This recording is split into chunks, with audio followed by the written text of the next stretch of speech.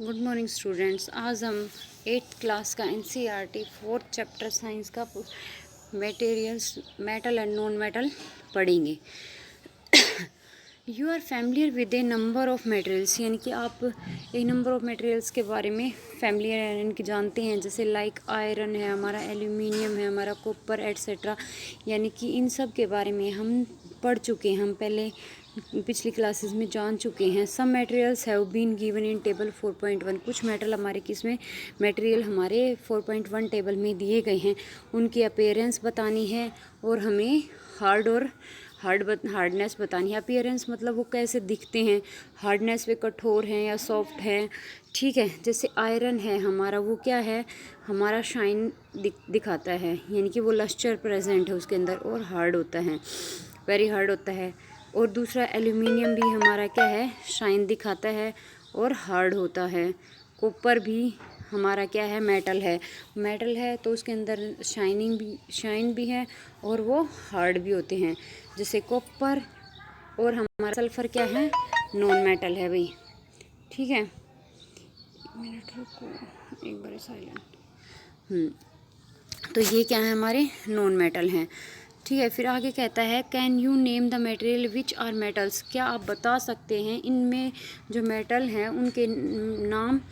The rest of the material in the table 4.1, जो बच गए बाकी, जैसे हमारा कॉपर और सल्फर है, ये दोनों बच गए, तो ये क्या हैं, हमारे नॉन मेटल हैं। ये कहता है इस टेबल के अंदर कुछ मेटल दिए गए हैं, कुछ नॉन मेटल दिए गए हैं, क्या आप उनके बारे में हमें अलग से बता सकते हो, डिस्टिंग कर सकते हो। Metal can be distinguish from non metal on the basis of their physical and chemical property, कि मेटल और नॉन मेटल को हम अलग अलग दर्शा सकते हैं, किन के बेस पे, किन के आधार पे, उनकी फिजिकल प्रॉपर्टी के आधार पे और केमिकल प्रॉपर्टी के आधार पे। भौतिक फिजिकल होता है, भौतिक केमिकल होता है, रासायनिक, यानी कि उनकी भौतिक और रासायनिक प्रॉपर्टीज़ के आधार पर हम उनमें भेद कर सकते हैं कि ये मेटल हैं और ये नॉन मेटल हैं। Recall that lustre and hardness are the physical property, तो कहता है जो ये यहाँ पे दो प्रॉपर्टी बताई देखी है हमने 4.1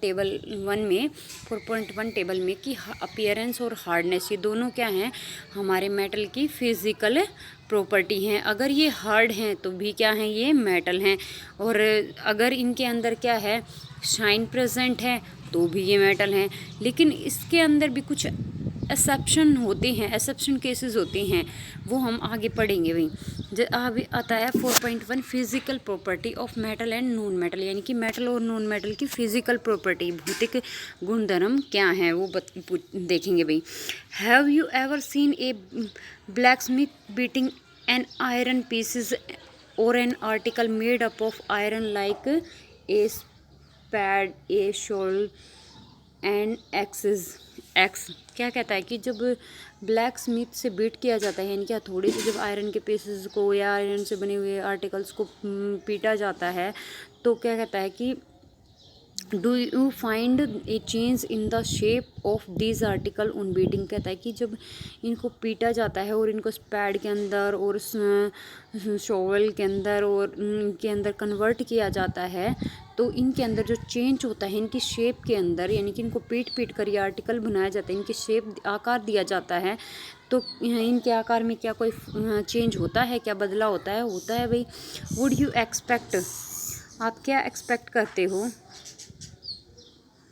ए similar change if we try to beat a pieces of कोयला, अगर आप इसी तरह जैसे हमने आयरन को बीट किया है, आयरन को पीटा है, इसी तरह अगर हम हथौड़े से या किसी और चीज़ से अगर हम कोयले को पीटें, तो आप फाइंड आउट, आपको क्या मिलेगा, कोयले के तो क्या हो जाएंगे भाई, टुकड़े टुकड़े हो जाएंगे। लेकिन जब आयरन को बीट करते हैं, पीटते हैं, तो उसकी पतली लेयर बन जाती है, थिन शीट्स के रूप में उसको चेंज कर सकते हैं। किसी और की भी शेप अगर हमें देनी है तो हम उसकी पिटाई करते हैं, लेकिन वो क्या होता है कि उसके टुकड़े टुकड़े नहीं होते, क्योंकि वो बिकॉज वो मेटल है। और नॉन मेटल क्या होता है भाई, नॉन मेटल हमेशा ज़्यादा हार्ड नहीं होते। लेट अस फाइंड आउट, अब हम देखते हैं भाई, जैसे एक्टिविटी 4.1 में take a small iron nail, हमने एक आयरन की नेल ली, एक कोयल पीस और एक कोयले का पीस लिया, तो कहता है कि piece of thickness aluminium wire and a pencil lead, और एक पेंसिल लेड ले लिया, फिर एल्यूमिनियम की वायर ले ली हमने, इनमें से कोई भी लेनी है चीज़ें। तो बीट द आयरन नेल, जब हमने आयरन नेल को हैमर से पीटा यानी कि हथौड़े से पीटा तो क्या होता है तो इसके अंदर क्या होता है कि थिननेस आती है। ट्राई टू हिट हार्ड, जब हार्ड को हिट करते हैं, हार्ड के ऊपर हिट करते हैं, मारते हैं, तो hit hard the aluminium wire also, aluminium wire भी क्या होती है हमारी, हार्ड होती है। Then the repeat in the same treatment of the coal pieces and pencil lead, कहता है जो पेंसिल की लेड होती है उस पर हमें ट्राई करना है, और जो कोयले के ऊपर जब हम इसको हथौड़े से मारते हैं, यही ट्रीटमेंट जो हमने एल्यूमिनियम और जो हमारी आयरन की नेल हैं इनके ऊपर जो हमने ट्रीटमेंट की है, अगर वही ट्रीटमेंट हम कोयले के पीसेस पे और पेंसिल लेड पे करेंगे तो हमें क्या मिलेगा भी, वो तो क्या हो जाएंगे, उनके टुकड़े हो जाएंगे। लेकिन आयरन के और क्या है, जो हमारी एल्यूमिनियम की जो वायर ली है उनके तो नहीं होते, वही हमें यहाँ पे लिखना है। आयरन नेल की शेप चेंज हो जाएगी, कोयल पीसेस क्या हो जाएंगे, टूट जाएंगे, ब्रेक हो जाएंगे। इसी तरह पेंसिल जो लेड है वो भी हमारी क्या हो जाएगी, ब्रेक हो जाएगी। इसके अंदर बी आ जाएगा, इसके अंदर बी आ जाएगा, इसके अंदर फ्लैटनेस हो जाएगी या फिर शेप चेंज हो जाएगी, ठीक है। इसके अंदर भी क्या हो जाएगा, शेप चेंज हो जाएगी। हम आगे कहता है कि जो यू सा that the shape of the iron nail and the aluminium wire changed on beating, आप क्या देखते हो जब भी आप आयरन नेल को और जो हमारी एल्यूमिनियम वायर को पीटते हैं हथौड़े से, तो क्या होता है उनकी जो शेप होती है वो हमारी क्या हो जाती है, चेंज हो जाती है। If there were beaten hard these could be changed into seed, और जब इनको ये बहुत हार्ड होते हैं, उनके पिटा जाता है तो ये किसके अंदर चेंज हो जाते हैं, सीड्स में चेंज हो जाते हैं, पतली पतली सीड्स में चेंज हो जाते हैं। You might be familiar with the silver foil, आप सिल्वर फॉयल से भी क्या हो गई, अच्छी तरह से वाकिफ़ हो, जिसका हम यूज़ करते हैं स्वीट्स को डेकोरेट करने के लिए। You must also be familiar with the aluminium foil used for wrapping food, aluminium foil से भी आप अच्छी तरह से वाकिफ़ हो कि एल्यूमिनियम फॉयल का क्या यूज़ होता है, सिल्वर फॉयल का क्या यूज़ होता है। सिल्वर फॉयल का स्वीट्स के ऊपर नहीं लगी होती, जो हमारी सिल्वर कलर की चमकीली सी जो परत होती है वो सिल्वर फॉयल होती है भाई। और जैसे खाना हम रैप करके ले जाते हैं ताकि हमारा खाना कुछ देर तक गर्म और नरम रहे, उसके लिए हम किसका यूज़ करते हैं, हम एल्यूमिनियम फॉयल का यूज़ करते हैं भाई। तो वो भोजन को रैप करने के लिए भी क्या करते हैं, एल्यूमिनियम फॉयल का यूज़ करते हैं। The property of metals by which they can be beaten into thin sheets is called malleability. यहाँ पे 1 मार्क्स का क्वेश्चन आता है कि मेलेबिलिटी क्या होती है, define the term of malleability या व्हाट इज मेलेबिलिटी। तो मेलेबिलिटी क्या होगी, द प्रॉपर्टी ऑफ मेटल, कि किसी भी मेटल की वो प्रॉपर्टी जिसके अंदर हम उसको बिटन करके थिन शीट्स के अंदर कन्वर्ट करते हैं, यानी कि पीट करके उसको पतली पतली शीट्स के अंदर, थिन शीट्स के अंदर, पतली शीट्स के अंदर कन्वर्ट करने वाली प्रोसेस को हम क्या कहते हैं, या करने वाली प्रॉपर्टी को हम क्या कहते हैं, malleability. This is a characteristic property of metal, यह एक मेटल की प्रॉपर्टी है, गुणधर्म है। As you must have noticed material like coal and pencil lead do not show this property, जबकि यहाँ पे कोयला है, पेंसिल लेड है, ये इस तरह की प्रॉपर्टी शो नहीं करते। Can we call this metals, क्या हम उनको मेटल बोल सकते हैं। कैन यू होल्ड, तो क्या उनको हम मेटल बोल सकते हैं भाई, नहीं। Can you hold a hot metallic pan which is without a plastic or a wooden handle and not get hurt, कहता है कि क्या आप होल्ड करोगे एक मेटेलिक पैन को, एक मेटल का जो पैन है उसको, विदाउट ए प्लास्टिक, अगर उसके ऊपर होल्ड यानी कि जो हैंडल होता है उस पे ना तो प्लास्टिक का कवर हो और ना ही लकड़ी का कवर हो, तो कहता है नॉट गेट हर्ट, क्या आप हर्ट नहीं होंगे, होंगे भाई बिल्कुल होंगे, परहैप्स नॉट, शायद, नॉट वाई, क्यों नहीं होंगे, नॉट गेट हर्ट, क्या आप हर्ट नहीं होंगे।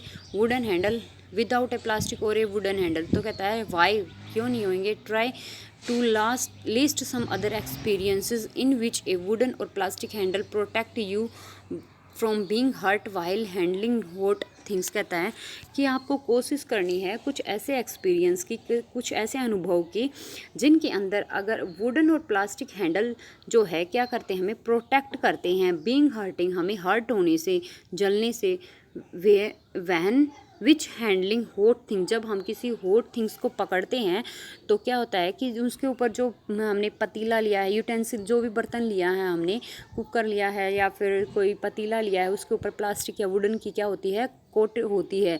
तो कहता है कि वो हमें बचाती है, प्रोटेक्ट करती है, किससे भाई, हर्ट होने से, जलने से। On the basis of these experience, इन सभी एक्सपीरियंस के आधार पर, अनुभव के आधार पर, what can you say about the conductor of heat of by wood and plastic, आप बता सकते हो कि जो हीट और जो हमारी हीट का और इलेक्ट्रिसिटी का ये वुड और प्लास्टिक कंडक्टर हैं या नहीं हैं। What can you say about the conductance, यानी कि क्या वो कंडक्टेंस हैं, बता सकते हो, ऑफ हीट, हीट के, ऊर्जा के, बाय वुड और प्लास्टिक, यानी कि वुड और प्लास्टिक क्या कंडक्टर हैं, गुड कंडक्टर हैं हीट के, तो क्या है भाई, वे बैड कंडक्टर ऑफ हीट हैं। क्योंकि अगर उनके अंदर से हीट अगर इजीली पास हो जाए तो क्या होंगे, वे गुड कंडक्टर। अगर वो अपने अंदर से हीट को पास आउट नहीं करने दे रहे तो वे क्या हैं, बैड कंडक्टर होंगे भाई। और क्या, अगर उनके अंदर से हीट पास हो रही होगी तो हमें हर्ट होगा, हमें हीट फील होगी भाई, हम उस गर्म पतीले को, यूटेंसिल, उस बर्तन को हम नहीं पकड़ सकते। जबकि हम जिसके ऊपर प्लास्टिक का की कोट होती है या फिर वुड की, लकड़ी की कोट होती है, उसको हम इजीली पकड़ लेते हैं और ना ही हमें गर्म महसूस होता है। तो वे क्या हैं, हमारे इलेक्ट्रिसिटी के और वुड के ना, इलेक्ट्रिसिटी के और उसके हीट के क्या हैं, वो बैड कंडक्टर हैं। तो यहाँ पे इसका आंसर क्या आएगा, wood and plastic are the bad conductor of heat. You must have seen an electrician using his screw driver, जो स्क्रू ड्राइवर यूज़ करते हैं इलेक्ट्रिशियन, यानी कि जो बिजली वाले होते हैं, वो क्या करते हैं, स्क्रू ड्राइवर जो यूज़ करते हैं वो भी क्या होता है भाई, उनके ऊपर भी किसकी, प्लास्टिक की कोट होती हैं, ठीक है। What kind of handle does it have, why, और उनके ऊपर किस तरह का हैंडल लगा हुआ होता है, बताना है हमें, और क्यों लगा होता है, क्यों लगा होता है, ताकि उनके अंदर से इलेक्ट्रिक करंट पास ना हो सके और वो हमें झटका ना दे सके भाई, इसीलिए लगा होता है। फिर एक्टिविटी 4.1 है, इसके अंदर कहता है how to make an electric circuit, आप कैसे एक इलेक्ट्रिक सर्किट बनाओगे टेस्ट करने के लिए कि electric can be pass through object और नोट, कि किसी ऑब्जेक्ट में से इलेक्ट्रिक करंट पास हो रहा है या नहीं हो रहा है। You might have be performed, यानी कि आप परफॉर्म करके देखो। जैसे इसके अंदर दिखाया गया है भाई, ये डायग्राम है हमारा, इसके अंदर से हमें इलेक्ट्रिक जो बताना है। देखो ये कोयल है, ये हमारी बैटरी है, बैटरी के अंदर से एक वायर हमने नेल के अंदर से पास आउट की और एक हमने बल्ब के पास से की। तो क्या होगा, यहाँ से जब इलेक्ट्रिक करंट पास आउट होगा तभी तो हमारा, अगर यहाँ से तो इलेक्ट्रिक करंट जा रहा है, मिल रहा है हमें, यहाँ से जब इलेक्ट्रिक करंट जाएगा तभी तो बल्ब हमारा क्या होगा, ऑन होएगा। तो कहता है जो नेल है वो किसकी बनी हुई होती है भाई, आयरन की बनी हुई होती हैं, ठीक है। और आयरन हमारा क्या है, मेटल है, मेटल हमारे क्या होते हैं, गुड कंडक्टर होते हैं, ठीक है। ये हमारे क्या होते हैं, गुड कंडक्टर होते हैं, गुड कंडक्टर हैं, तो इसलिए आसानी से क्या होंगे, इलेक्ट्रिक करंट को पास आउट कर देंगे। तो यहाँ से भी हमारा क्या होगा, इलेक्ट्रिक करंट ईजिली पास होगा और ये बल्ब ऑन हो जाएगा भाई। ये हमारा एक छोटा सा एक्सपेरिमेंट है। तो नेल जो है, आयरन नेल जो है, वो क्या है, हमारी गुड कंडक्टर ऑफ इलेक्ट्रिसिटी।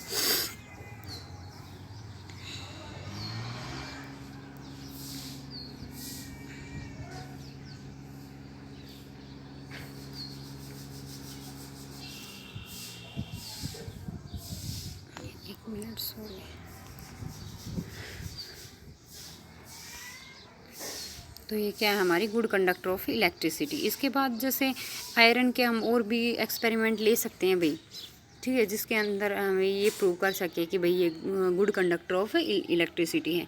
और इसके बाद कहता है कि जो हमारी the activity with various object in class 6, हमने 6 में बहुत सारी जो ऑब्जेक्ट लिए थे, उनके ऊपर एक्टिविटी की थी, उनके ऊपर एक्सपेरिमेंट किए थे।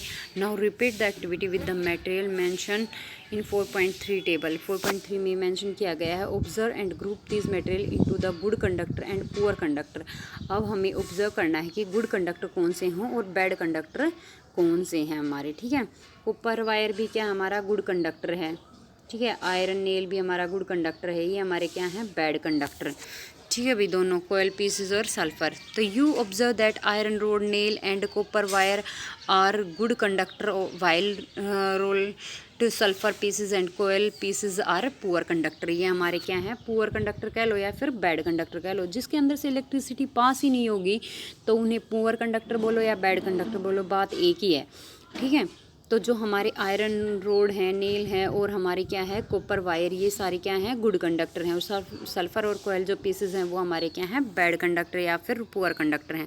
फिर वो जो पहली कहती है oh the meaning of the recalling our experience and then of this activity was to show that the metals are good conductor of heat and electricity. कहती है कि इससे हमें पता चलता है कि जो मेटल होते हैं हमारे वो गुड कंडक्टर होते हैं किसके, हीट और इलेक्ट्रिसिटी के, जो हमने क्लास 6 में पढ़ा था भाई। तो कहता है where do you find the use of the aluminium and copper wire. अब हमें ये देखना है कि जो एल्यूमिनियम और कॉपर वायर है इसके यूज़ क्या क्या हैं। Have you seen wire of the coal, definitely not. क्या आपने कोयले की वायर देखी है? डेफिनेटली नोट नहीं देखी है भाई। The property of metal by which it can be drone into wires is called ductility. अब यहाँ पे आती है डक्टाइलिटी। डक्टिलिटी क्या होती है? फर्स्ट हमारी क्या आई थी लस्टर, यानी कि साइन अगर भी प्रॉपर्टी किसकी है, फिजिकल प्रॉपर्टी है हमारे मेटल की। फिर इसके बाद आई थी good conductor of heat and electricity. उसके बाद आई थी हमारी क्या थी, उससे पहले हमारी क्या थी हार्डनेस। तो 3 प्रॉपर्टीज़ हमारी जा चुकी। 4th प्रॉपर्टी है हमारी फिजिकल डक्टिलिटी। की डक्टिलिटी होती क्या है? द प्रॉपर्टी ऑफ मेटल, जिस उस प्रॉपर्टी के अंदर उस गुणधर्म मेटल का वो गुणधर्म जिसके अंदर बाय विच, जिसके अंदर कहता है इट कैन बी ड्रोन, जिसको हम बदल सकते हैं इनटू वायर्स, पतली पतली वायर्स के अंदर, उसको हम कहते हैं डक्टिलिटी। यानी कि ये बोल दिया जाए कि 1 ग्राम जो गोल्ड है उसकी हमें 1 किलोमीटर लंबी वायर बनानी है। यानी कि 1 ग्राम सोने से हम 1 किलोमीटर लंबी वायर बना सकते हैं। तो वो गोल्ड की क्या है, उसकी डक्टिलिटी है। ठीक है, तो ये एक क्वेश्चन यहाँ भी 1 मार्क्स का क्वेश्चन बनता है। Define the term of ductility. Ductility क्या होगी? मेटल का वो गुणधर्म जिसके अंदर हम उसको वायर के अंदर चेंज कर सकते हैं, वो हमारा क्या कहलाता है, ductility. Have you ever notice the difference in sound और ड्रॉपिंग एन आयरन सीट। क्या आपने कभी नोटिस किया है डिफरेंस, यानी कि भेद, अंतर, in sound on dropping an iron sheet or a plate, a metal coin and a piece of coal on the floor. कहता है कि जब भी आपने फ्लोर के ऊपर, फर्श के ऊपर कभी भी आपने आयरन सीट को डाला है, छोड़ दिया भाई, प्लेट को छोड़ दिया है, फिर किसी मेटल के कॉइन को छोड़ दिया या फिर कोयले को छोड़ दिया, तो क्या है कि इनके अंदर से हमें क्या प्रोड्यूस होती है, साउंड प्रोड्यूस होती है। अब जो नेक्स्ट प्रॉपर्टी है वो हमारी क्या है, साउंड की है। इफ़ नोट, यदि नहीं तो you can try it now. तो आप इसको अभी ट्राई करो। अगर आपने नहीं देखा, नहीं महसूस किया, तो आप ये एक्सपेरिमेंट अभी करके देखो। Do you note any difference in the sound produce. आपको पता चलेगा कि इनकी साउंड के अंदर कोई ज़्यादा डिफरेंस नहीं है। फिर इसके बाद कहता है कि have you seen wooden bell in the temples. क्या आपने कभी भी लकड़ी की घंटी देखी है मंदिरों में? Can you give a reason, इसका एक रीज़न दीजिए। क्योंकि वुड क्या है भाई, वुड हमारा मेटल नहीं है। मेटल के अंदर जो प्रॉपर्टी होती है वो साउंड की प्रॉपर्टी होती है। जैसे ही मेटल पड़ेगा, साउंड एक तो हल्की सी हो, एक साउंड ज़्यादा हो भी, तो उसके अंदर मेटल्स के अंदर क्या होती है, साउंड ज़्यादा प्रोड्यूस होती है। इसी वजह से हमने कहीं भी मंदिर, मस्जिद या कहीं भी जब हमने मंदिरों में घंटी देखी है, तो वो हमारे स्कूल्स के अंदर, मंदिर के अंदर वो जो घंटी होती है वो या तो आयरन की होगी या फिर ज़्यादातर तो पीतल की होती है, यानी कि हमारी, ठीक है। तो कहता है the things made of the metals produce a ringing sound. कहता है जब हमारा क्या है, मेटल है, वो प्रोड्यूस करता है ringing sound. When stuck hard, जब उसको स्टक किया जाता है हार्डली, यानी कि ज़ोर से उसे मारा जाता है, तो उसे के अंदर से जो है वो रिंगिंग साउंड प्रोड्यूस होती है। Suppose you have 2 box similar in the appearance, one made of would and the other made of metal. कहता है आपको 2 बॉक्सेस लेने हैं, सिमिलर उनके अपीयरेंस देखनी है भाई, हमें उनको देखना है। तो क्या क्या है, इन्होंने एक तो लकड़ी का ले लिया और एक मेटल का। Can you tell which box is made of metal by the sticking both the boxes. जब भी कहता है कि जब इनको टकराते हो तो किसके अंदर से क्या produce, tell which box is made of metal, यानी कि कौन कौन सा जो बॉक्स है वो मेटल से बना हुआ है बाय स्टिकिंग बोथ। जब उनको स्टिक किया जाता है, दोनों को अलग अलग स्टिक किया जाता है। पहले हमने वुड वाले को स्टिक किया, फिर हमने किसको भाई जो हमारा मेटल का बना हुआ है उसको स्टिक किया। तो क्या होगा कि आप देखोगे कि किसके अंदर से साउंड प्रोड्यूस हो रही है। वुड के अंदर से साउंड प्रोड्यूस नहीं होगी, लेकिन जब आप किसी मेटल के बॉक्स को स्टिक करोगे तो क्या होगा, उसके अंदर से रिंगिंग की साउंड प्रोड्यूस होगी। तो इससे हमें पता चलता है कि ये मेटल का बॉक्स है और ये वुड का बॉक्स है। Since metal produce ringing sound they are said sonorous. इस प्रॉपर्टी को हम क्या कहेंगे, सोनोरस। देखो बेटा, हमने यहाँ पे कितनी प्रॉपर्टीज़ पढ़ ली। फर्स्ट हमने पढ़ी थी कि लस्टर, उसके अंदर साइन होती है। सेकंड हमने पढ़ी थी, फर्स्ट हमारी क्या थी, लस्टर। सेकंड हमारी हार्डनेस। थर्ड हमारी गुड कंडक्टर थे हीट और इलेक्ट्रिसिटी के। फोर्थ हमारी क्या थी कि उसके अंदर डक्टिलिटी प्रेजेंट होती है मेटल्स के अंदर। अब हमारी क्या है, जो फिफ्थ प्रॉपर्टी है वो है sonorous. Sonorous property 1 marks question यहाँ बनता है। सिंस मेटल प्रोड्यूस, जहाँ पर मेटल हमारे उत्पन्न करते हैं रिंगिंग साउंड को, उसको हम क्या कहते हैं, sonorous. The materials other than metal are not sonorous. कहता है कि जो मेटल होते हैं आर नॉट सोनोरस, जो हमारे मटेरियल अदर हैंड जो मेटल होते हैं वो हमारे सोनोरस नहीं होते। After performing the above activities, इस अबव एक्टिविटीज़ के द्वारा हम बता सकते हैं कि hard, lustre, malleable, ductility, sonorous are the good conductor of heat and electricity. कहता है कि जो हमारी जितनी भी, अब ऊपर हमने जो प्रॉपर्टी पढ़ी थी वो यहाँ पे इन्होंने बता दी कि फर्स्ट प्रॉपर्टी क्या थी, हार्डनेस। सेकंड क्या थी, लस्टर, कि उनके अंदर लस्टर प्रेजेंट है। मेलेबिलिटी, मेलेबल है या नहीं है। थर्ड है हमारा डक्टाइलिटी। फिर फोर्थ है हमारा सोनोरस, फिफ्थ सोनोरस है। सिक्स्थ हमारा good conductor of heat and electricity, के वो इलेक्ट्रिसिटी के गुड कंडक्टर हैं या बैड कंडक्टर हैं। तो हमारे जो मेटल्स होंगे वो गुड कंडक्टर होंगे भी। The material which generally possess these properties, कहता है जो मटेरियल ये सारी की सारी प्रॉपर्टी शो करता है उनको हम क्या कहते हैं, मेटल कहेंगे। ठीक है। The example of metal are copper, aluminium, calcium, magnesium etcetera. हमारे एग्जाम्पल क्या होंगे बेटा मेटल के, copper, iron, aluminium, calcium, magnesium, ये सारे के सारे क्या हैं, हमारे मेटल हैं। Contrast material like coal, sulphur are soft. क्या होता है भाई, जो कोयला होता है हमारा, सल्फर होता है, ये हमारे सॉफ्ट होते हैं नेचर में। डल इन अपीयरेंस होते हैं, यानी कि जब दिखते हैं तो ये डल दिखाई देते हैं, यानी कि इनके अंदर शाइन प्रेजेंट नहीं होती। They break down into the powdery mass on tapping with a hammer. जब हम इसको हमर से टैप करते हैं तो ये टूट कर किस में, पाउडर की फॉर्म में आ जाते हैं। दे आर नॉट सोनोरस, इनके अंदर सोनोरस भी प्रेजेंट नहीं होता, यानी कि साउंडिंग साउंड भी प्रेजेंट नहीं होती। And are poor conductor of heat and electricity, और ये पुअर कंडक्टर होते हैं हमारे हीट एंड इलेक्ट्रिसिटी के। इसी वजह से इनको हम क्या कहते हैं, नॉन मेटल कहते हैं भाई। These example of non metal के एग्जाम्पल कौन कौन से होगी, कार्बन हो गया, ऑक्सीजन हो गया, फॉस्फोरस हो गया, ये सारे के सारे हमारे क्या हैं, नॉन मेटल के एग्जाम्पल हैं।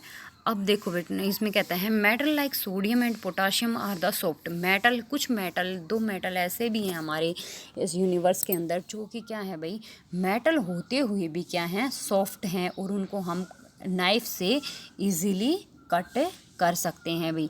और एक मरकरी है, मरकरी भी क्या है, मेटल है, जो कि क्या है बेटा, लिक्विड रूम टेम्परेचर के ऊपर, रूम टेम्परेचर में वो लिक्विड फॉर्म में हमें मिलती है। ये हमारे कुछ एक्सेप्शनल केस हैं। या मैंने पहले ये आपको चैप्टर के स्टार्टिंग में बताया था कि कुछ मेटल हार्ड भी होते हैं, लेकिन वो एक्सेप्शनल केसेस में हैं जो हम आगे पढ़ेंगे। तो वो यही था कि जो मेटल सोडियम और हमारा पोटाशियम है, Na और जो K है, ये हमारे जो हैं, ये सिर्फ दो ऐसे मेटल हैं जो कि सॉफ्ट हैं, और सारे के सारे मेटल हमारे क्या हैं, हार्ड प्रॉपर्टी शो करते हैं। लेकिन सोडियम और पोटाशियम जो है वो हमारे सॉफ्ट हैं। और दूसरा क्या है, दूसरा है हमारा मरकरी, Hg। ये हमारा किस फॉर्म में मिलता है, ये हमारा लिक्विड फॉर्म में मिलता है एट रूम टेम्परेचर। जब भी रूम टेम्परेचर के अंदर इसको देखेंगे तो ये हमारा लिक्विड फॉर्म में मिलेगा। जैसे आपने देखा है ना थर्मोमीटर, थर्मोमीटर के अंदर क्या होता है, जो मरकरी होती है वो लिक्विड फॉर्म में होती है। ये हमारा एक नॉर्मल सा एग्जांपल है। तो ये तीनों मेटल्स जो हैं ये हमारे क्या हैं, एक्सेप्शनल केस हैं, जो कि क्या करते हैं, जो कि और अदर मेटल से इनकी प्रॉपर्टी हमारी डिफरेंट होती हैं। अब आते हैं केमिकल प्रॉपर्टीज़ पे। केमिकल प्रॉपर्टीज़ ऑफ मेटल, यानी कि जो हमारे रासायनिक गुणधर्म है मेटल और नॉन मेटल के, ये तो सारे क्या थे हमारे फिजिकल कौन कौन से थे, एक बार फिर से रिवाइज कर लेते हैं कि ये मेटल जो होते हैं वो लस्टर होते हैं, हमारे हार्ड होते हैं, साउंड प्रोड्यूस करते हैं, और मेलेबल होते हैं, डक्टिलिटी उनके अंदर प्रेजेंट होती है, और सिक्स्थ क्या था हमारे, good conductor of heat and electricity होते हैं। इसके अगेंस्ट अगर अदर हैंड अगर हम देखें नॉन मेटल को, तो वे क्या होते हैं हमारे, नॉन मेटल जो होते हैं वो हमारे क्या होते हैं, poor conductor of electricity and heat होते हैं, सोनोरस नहीं होते, और जब उनको टैप किया जाता है तो उनके पाउडर फॉर्म में आ जाता है, यानी कि वो हार्ड भी नहीं होते। और क्या होते हैं जो हमारे जो इनके एग्जांपल क्या हैं, कार्बन है, ऑक्सीजन है, फास्फोरस है, ये सारे के सारे हमारे नॉन मेटल के एग्जांपल हैं। इसके बाद केमिकल प्रॉपर्टी के बारे में पढ़ते हैं। तो you are familiar with the phenomena of rusting of iron, यानी कि फैमिलियर हैं आप, पहले भी पढ़ चुकी हैं फिनोमिना, किसके फिनोमिना को, जो हमारा रस्टिंग ऑफ आयरन जो फिनोमिना है उसको, रिकॉल द रिएक्शन बाय। अब हम इसके रिएक्शन दोबारा से देखते हैं भाई। तो फर्स्ट में हमारी मेटल की फर्स्ट प्रॉपर्टी आई है जिसके अंदर आयरन को रस्ट लग जाता है, जंग लग जाता है, विच रस्ट इज़ फॉर्म्ड, कि रस्ट कैसे परफॉर्म होता है वो रिएक्शन देखेंगे भाई। देखो आयरन है हमारा, यहाँ पे ऑक्सीजन लिया, प्लस में वाटर, यानी कि आयरन के ऊपर जब मोस्टली प्रेजेंट हो एयर में तभी तो ऑक्सीजन होगी, मोस्ट मतलब वाटर ड्रॉपलेट होंगे। तो अगर एयर के अंदर अगर मोस्टली प्रेजेंट है और उससे ऑक्सीजन भी ले रहा है वो, तो क्या बना देगा हमारा, रस्टिंग ऑफ आयरन। जैसे हमारी रिएक्शन होगी यहाँ पे Fe+O, तो हमारा क्या बना देगा, आयरन ऑक्साइड FeO। यहाँ पे हमारी क्या है, O2 है, ठीक है, और प्लस में H2O और रह गया था भाई, वाटर प्रेजेंट। तो यहाँ पे हमारे ऑक्सीजन 3 है, यहाँ पे हमारा ऑक्सीजन 1 है, तो हम इसको बैलेंस कर लेंगे। तो ये क्या हो गया, प्लस में जो हाइड्रोजन गैस है वो हमारी क्या हो जाएगी, इवोल्व हो जाएगी भाई, बाहर निकल जाएगी। ठीक है, ये हमारी रिएक्शन होगी, यानी कि इस रिएक्शन को हम कंप्लीट करेंगे तो क्या होगा, हमारा आयरन ऑक्साइड बना देगा और हाइड्रोजन गैस जो है वो रिलीज हो जाएगी। तो इसमें देखो you had also performed in class 7th, आपने 7th क्लास में आपने पढ़ा भी था भाई, activity of burning of magnesium ribbon in air. जब मैग्नीशियम रिबन को एयर के अंदर जब आप बर्न करते हो तो क्या बनाता है हमारा, मैग्नीशियम ऑक्साइड बनाता है, MgO बनाता है। यहाँ पे 2 है तो यहाँ पे भी 2 लगा देंगे, यहाँ पे भी 2 लगा देंगे, 2MgO, यानी कि मैग्नीशियम ऑक्साइड हमारा बन जाएगा। ठीक है, and you had learn both the process oxides from take place, यानी कि दोनों के अंदर, दोनों रिएक्शंस के अंदर हमें क्या मिलता है, ऑक्साइड मिलता है। यहाँ पे हमें आयरन ऑक्साइड मिलता है, यहाँ पे हमें मैग्नीशियम ऑक्साइड मिलता है। ठीक है भाई, ये थी हमारी जो फर्स्ट प्रॉपर्टी केमिकल रिएक्शंस के अंदर। ठीक है, यानी कि जब भी मेटल एयर की कांटेक्ट में, मोस्टली के कांटेक्ट में आता है तो हमारा वो क्या बनाता है, मेटल ऑक्साइड। ठीक है, तो यहाँ पे हमारा बना दिया आयरन ऑक्साइड और यहाँ पे बना दिया हमारा क्या, यहाँ पे हमारा मैग्नीशियम ऑक्साइड बना देगा।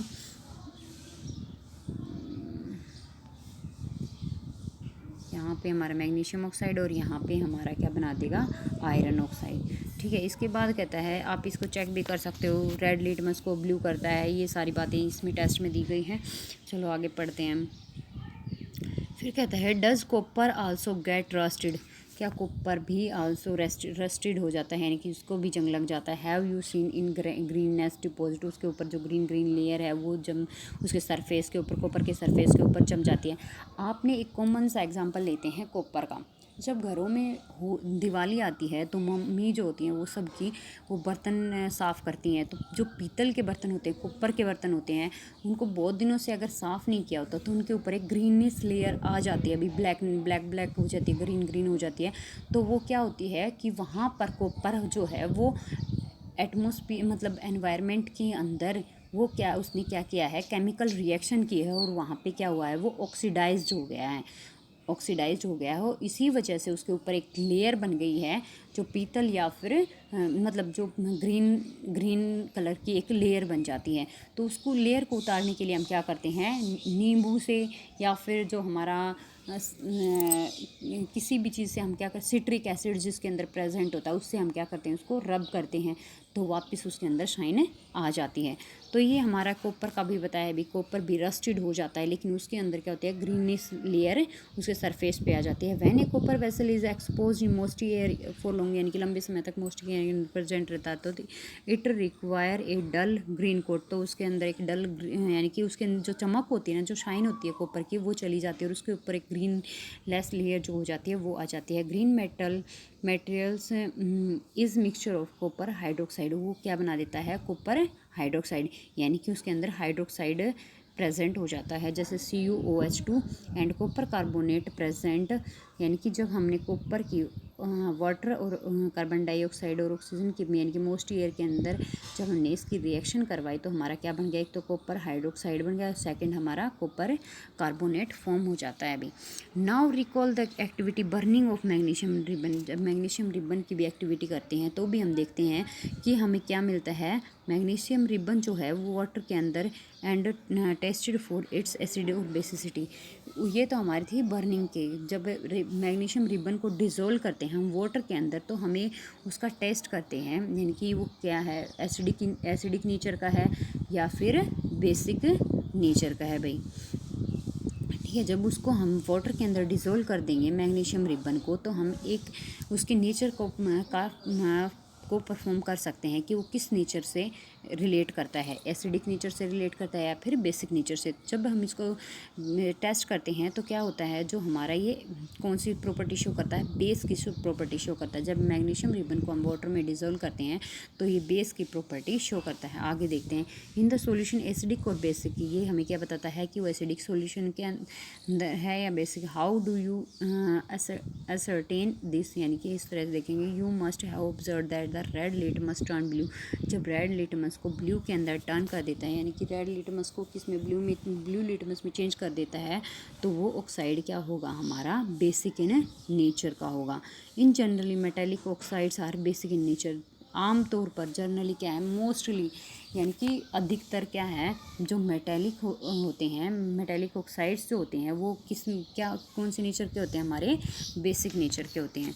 ठीक है, इसमें हमें एक बात पता चली है कि अगर आपसे पूछ लिया जाए कि जो ऑक्साइड्स होते हैं वो या मेटेलिक ऑक्साइड्स होते हैं वो हमारे किस नेचर के होते हैं, मोस्टली किस नेचर के होंगे भी, हमारे बेसिक नेचर के होंगे। लेट अस नाउ, अब हम देखते हैं कि जो रिएक्शन है नॉन मेटल की अगर ऑक्सीजन के साथ करवा दी जाए तो क्या होगा।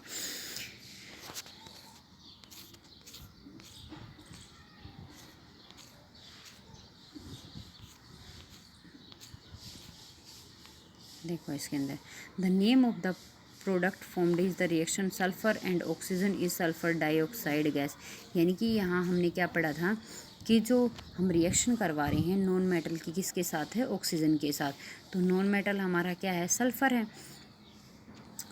तो जब सल्फर की हम ऑक्सीजन के साथ रिएक्शन करवाते हैं तो जो हमें प्रोडक्ट मिलता है वो प्रोडक्ट हमारा क्या होता है, सल्फर डाइऑक्साइड, यानी कि सल्फर डाइऑक्साइड का फार्मूला क्या होता है, H2SO4।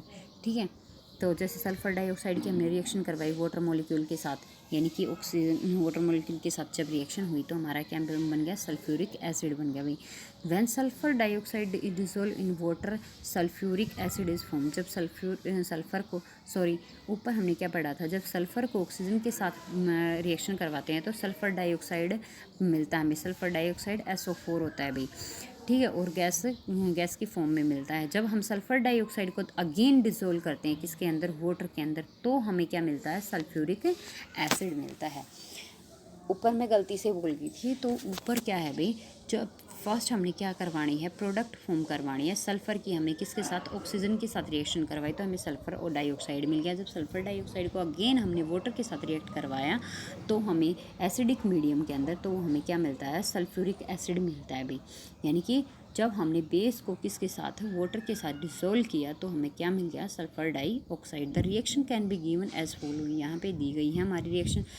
तो SO2 प्लस में H2O क्या बना दिया हमारा, SO4। The sulphuric asset turn blue litmus paper into red. तो जो सल्फ़र है हमारा वो ब्लू लिटमस को रेड में कन्वर्ट करता है। वहाँ पे हमने बेसिक प्रॉपर्टी क्या देखी थी, बेसिक नेचर के अंदर क्या था कि जो रेड लिटमस पेपर है वो ब्लू कर जो बेस नेचर के होंगे वो रेड को ब्लू के अंदर चेंज कर देंगे। जब एसिडिक मीडियम में होंगे तो हमारे ब्लू को रेड में कन्वर्ट कर देंगे। Generally oxides of the non metal are acidic in nature.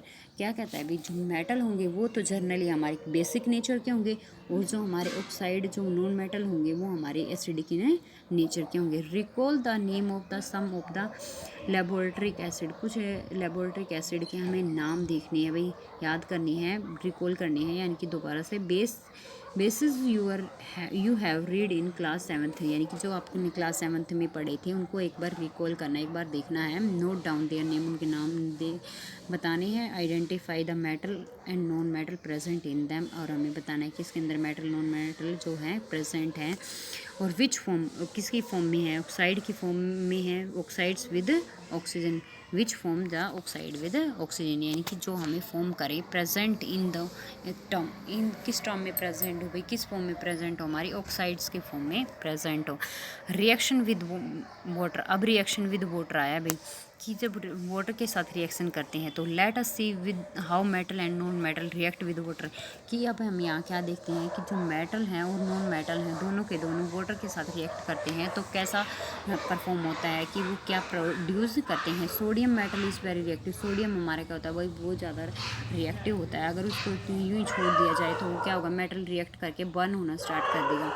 ठीक है, तो सोडियम जो होता है वो बहुत ज़्यादा रिएक्टिव होता है। इसी वजह से जो सोडियम है उसको हम क्या करते हैं, ऑक्सीजन के साथ जल्दी सी हमारा रिएक्ट हो जाता है। इसी वजह से हम क्या करते हैं, उसको हम क्या करते हैं, डिप करके रखते हैं। किसके अंदर, केरोसिन के अंदर डिप करके हम रखते हैं।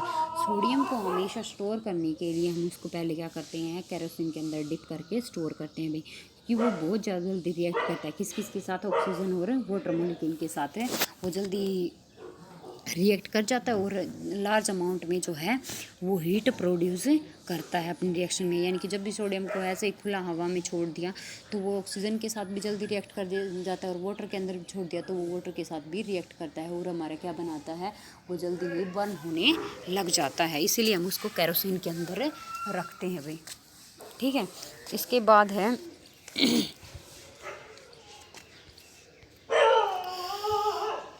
इसके बाद कहता है कि जो फास्फोरस है वो भी हमारा हाईली रिएक्टिव है, नॉन मेटल है।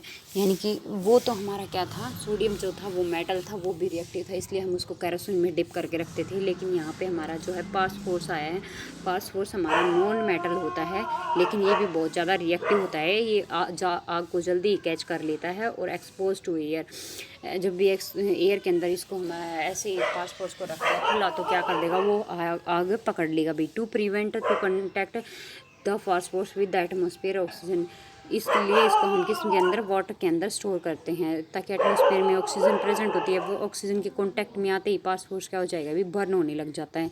तो इससे बचाने के लिए हम इसको वाटर के अंदर डिप करते हैं। रिएक्शन विद एसिड हम कल पढ़ेंगे। Thank you.